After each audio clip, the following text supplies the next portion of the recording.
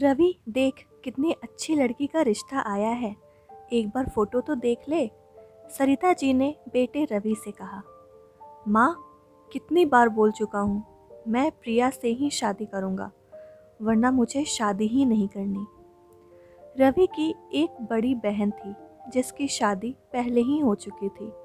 सरिता जी और रवि की बहन मोना को लगता था कि अगर रवि अपने पसंद की लड़की से शादी करेगा तो वो उनकी इज्जत नहीं करेगी और रवि भी शादी के बाद अपनी पत्नी के इशारों पर नाचेगा। इसीलिए वो कम पढ़ी लिखी और खुद की पसंद की लड़की से शादी करवाना चाहती थी। लेकिन रवि की जिद के आगे किसी की एक न चली और सबको शादी के लिए मानना ही पड़ा।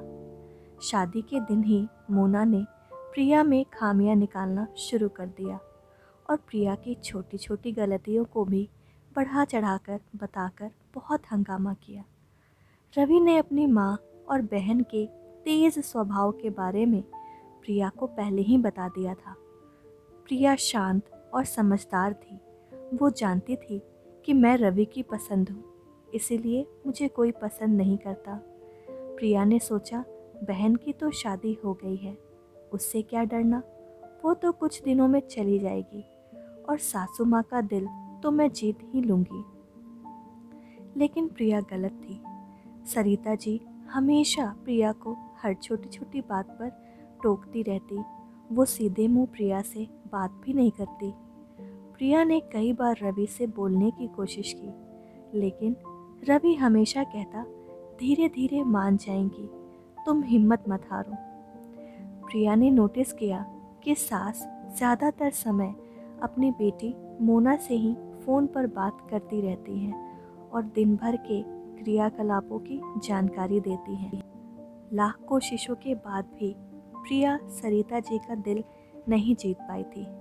प्रिया ये जान गई थी कि सास के कान भरने का काम मोना ही कर रही है, तभी माँ जी इतना रूखा व्यवहार करती हैं। सरिता जी अपने घर के हर निर्णय बेटी से ही पूछ कर लेती।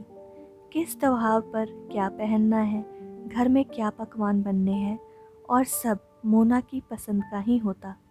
प्रिया को लगता जैसे मेरी इस घर में कोई वैल्यू ही नहीं है। एक दिन प्रिया रोज़ के काम निपटा ही रही थी कि तभी प्रिया के भाई का फ़ोन आया। हेलो प्रिया, कैसी हो? ठीक हूँ भैया, प्रिया ने कहा। पापा की तबीयत ठीक नहीं है, कुछ दिनों से तुम्हें बहुत याद करते हैं। बहुत दिनों से ठीक नहीं है और आप मुझे अब बता रहे हैं? प्रिया ने कहा। तुम्हारी सास को बताया था मम्मी ने, उन्होंने बताया नहीं क्या तुम्हें? शायद भूल गई होंगी। अच्छा, अब मैं फ़ोन रखता हूँ, बाय। प्रिया को बुरा लगा कि पापा की तबीयत ठीक नहीं है और माँ जी ने उसे बताया भी नहीं। प्रिया सरिता जी के कमरे में जा ही रही थी कि उसके कदम रुक गए। सरिता जी फ़ोन पर बात कर रही थी। फ़ोन का स्पीकर खुला था, इसीलिए प्रिया को सब साफ साफ सुनाई दे रहा था। मोना बोल रही थी, ये सब मायके जाने के बहाने हैं। दिवाली आने वाली है, घर में काम ज़्यादा है, इसीलिए मायके जाकर काम से बचने का तरीका है ये। बोल दो माँ भाभी से कि दिवाली के बाद जाना। बहू को इतनी समझ तो होनी चाहिए कि अब ससुराल ही उसका घर है और ससुराल के लोगों को ही प्राथमिकता देनी चाहिए, ना कि मायके को। प्रिया से अब रहा न गया। वो कमरे में गई और जाकर सरिता जी से फ़ोन लेकर मोना से बोलती है, दीदी, आप बात तो बड़ी समझदारी वाली करती हैं, लेकिन ये समझदारी अपने जीवन में भी तो लाइए। आप भी तो किसी की बहू हैं, तो आप क्यों अपने मायके के हर छोटे बड़े कामों में दखल देती हैं? यहाँ के निर्णय मैं और माँ जी ले सकते हैं, तो कृपया आप अपना घर देखिए और मुझे सुकून से रहने दीजिए। प्रिया ने फ़ोन रख दिया।